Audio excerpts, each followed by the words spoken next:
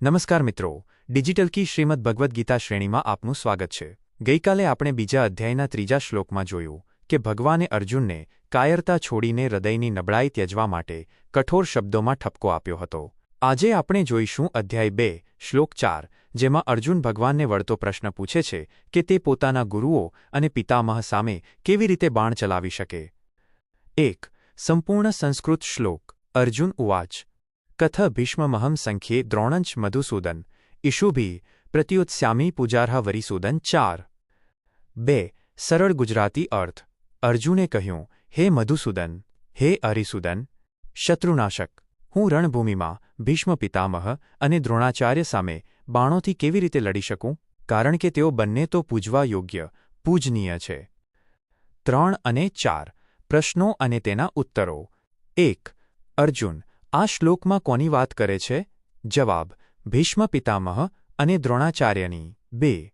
અર્જુન ભગવાનને કયા બે નામોથી સંબોધે છે? જવાબ: મધુસૂદન અને અરિસૂદન। 3. અર્જુન માટે ભીષ્મ અને દ્રોણ કેવા છે? જવાબ: પૂજાર્હૌ, અત્યંત પૂજવા લાયક। 4. ઈશુભિ શબ્દનો અર્થ શું છે? જવાબ: બાણો વડે। 5. અર્જુનને યુદ્ધ કરવામાં શું નડતરરૂપ છે? જવાબ: વડીલો અને ગુરુઓ પ્રત્યેનો આદર અને મોહ। 6. પ્રત્યુત્સ્યામિ એટલે શું? જવાબ: સામે લડવું અથવા સામો પ્રહાર કરવો। 7. અર્જુન ભગવાનને અરિસૂદન શત્રુનાશક કહીને શું સૂચવે છે? જવાબ: કે તમે શત્રુઓને તો મારો છો, પણ આ તો મારા પૂજનીય વડીલો છે, તેમને કેમ મરાય? 8. શું અર્જુન ભગવાનની આજ્ઞા માનવા તૈયાર છે? જવાબ: તે હજી પણ દ્વંદ્વમાં છે અને પોતાના તર્ક રજૂ કરે છે। 9. આ શ્લોકમાં કયો ભાવ છુપાયેલો છે? જવાબ: શ્રદ્ધા, મર્યાદા અને કર્તવ્ય વચ્ચેનો સંઘર્ષ। 10. આ શ્લોક કયા અધ્યાયનો છે? જવાબ: બીજા અધ્યાયનો 4થો શ્લોક। 5. જીવનનો ઉદ્દેશ, લાગણી અને પવિત્રતાનો સંઘર્ષ। આ શ્લોક આપણને નૈતિક મૂલ્યો અને કઠોર નિર્ણયો વિશે સમજાવે છે। 1. સંબંધોની મર્યાદા અને સત્ય। અર્જુનની વાત ખોટી નથી, ગુરુ અને પિતામહ ખરેખર પૂજનીય હોય છે, પરંતુ જ્યારે પૂજનીય વ્યક્તિ પણ અધર્મનો સાથ આપે ત્યારે તેની સામે ઊભા રહેવું એ સૌથી મોટી કસોટી છે। જીવનનો ઉદ્દેશ એ હોવો જોઈએ કે આપણે સત્યનો સાથ આપીએ, પછી ભલે સામે આપણા વડીલો કેમ ન હોય। 2. પૂજનીય કોણ છે?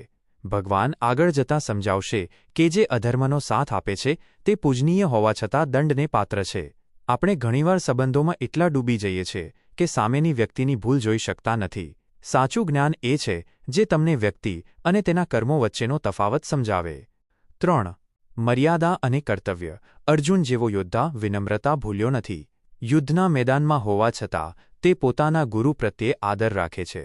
આજના જમાનામાં પણ ભલે કોઈની સાથે મતભેદ હોય, પણ સન્માનની મર્યાદા જળવાઈ રહેવી જોઈએ। પણ હા, સન્માનનો અર્થ એ નથી કે તમે અન્યાય સામે મૌન રહો। નિષ્કર્ષ: ધર્મની લડાઈમાં સંબંધો કરતાં સત્યનું પલ્લું હંમેશા ભારે હોવું જોઈએ। લાગણીઓને કારણે ન્યાયના માર્ગેથી વિચલિત થવું એ પણ એક પ્રકારનો મોહ છે। મિત્રો, આજે આપણે જોયું કે અર્જુન કેવી રીતે પોતાના ગુરુઓ પ્રત્યેનો આદર બતાવીને યુદ્ધથી બચવા માગે છે। હવે પછીના શ્લોકમાં અર્જુન કહેશે કે પૂજનીય ગુરુઓને મારીને રાજ્ય મેળવવા કરતાં તો ભીખ માંગીને જીવવું વધુ સારું છે। ડિજિટલ કી સાથે જોડાયેલા રહો। આવતીકાલે ફરી મળીશું રાત્રે 8 વાગ્યે। જય શ્રી કૃષ્ણ।